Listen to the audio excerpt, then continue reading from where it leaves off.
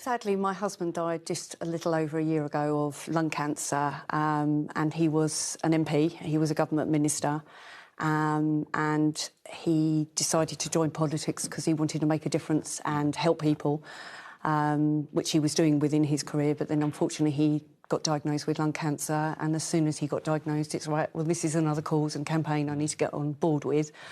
Sadly, he's lost his fight, and I'm here to pick up the mantle and carry on. So that's why I'm sort of here. So does it feel to you like almost like a legacy project, really? Definitely, definitely. The minute he died, we set up a charity page in his memory, and people have donated very generously to that and left heartwarming messages.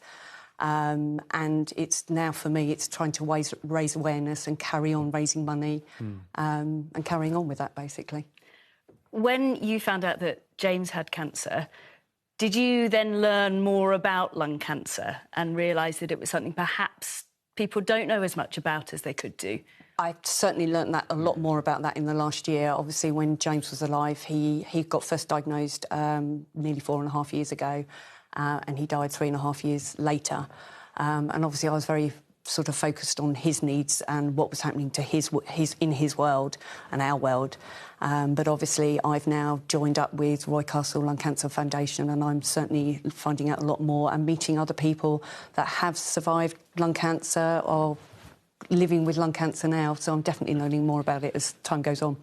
And Dawn, it comes back, doesn't it, to that so important, the message of early diagnosis, and it can make a huge difference to so many people. It makes all the difference. So I'm very aware that we do have a big backlog in the NHS at the moment, and I think the public have been amazing at not coming forward. But there is more than COVID out there, and I think there are two main reasons why people don't come to see us with symptoms. One is maybe they're frightened of what they might be told, and the other is that they are aware of the pressures. And I'd like to sort of answer both of those and say, yes, of course there is a backlog, and of course we're under pressure, but there are some symptoms that we really do want to see. You know, if you've got a cough that is lasting for more than 3 weeks, we want to see you. We may be, you know, and we can probably reassure you it may not be anything serious, but it can be the early signs of lung cancer. And lung cancer is no different to any other cancer. The earlier we pick it up, the better the chances, the better the prognosis. And the other thing to say is Cathy's lovely husband was a non-smoker. Lung cancer is not something that just affects smokers.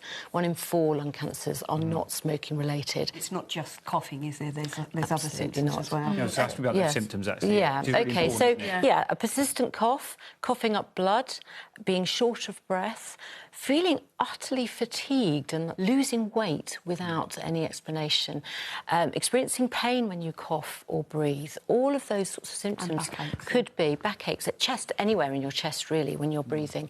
So any of those symptoms, if you've got that for going on for 3 weeks or more, we want to see you. Your NHS wants to see you. I know as part of this awareness campaign, there's this, I think we've got a picture of it, this enormous lung that's being kind of taken around the country. I mean, that's something that's very visual, isn't it?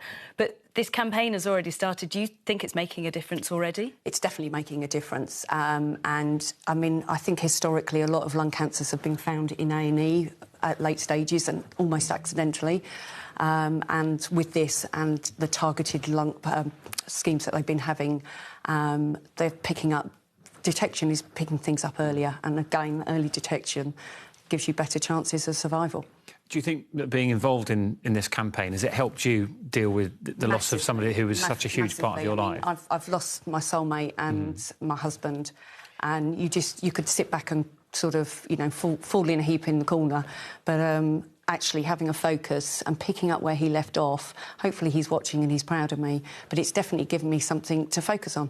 And if I can help make a difference and help stop another family going through what we've gone through, it's a win.